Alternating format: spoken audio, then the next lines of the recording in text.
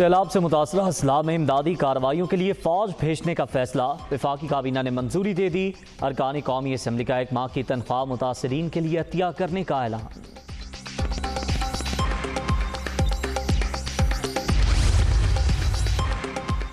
Army chief Karachi पहुंच गए। General Qamar Javed Bajwa को बलोचिस्तान और सिंध में सैलाब की सूरत हाल पर briefing. Army air defence command headquarters में रिलीफ सेंटर भी कायम कर दिया गया।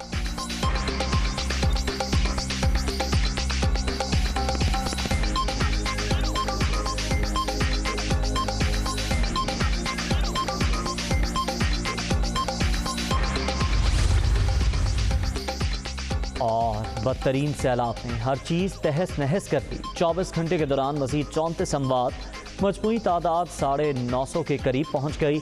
1,75,000 से ज़ायद मकानात मुनहदम, 83,000 मवेशी हलाक।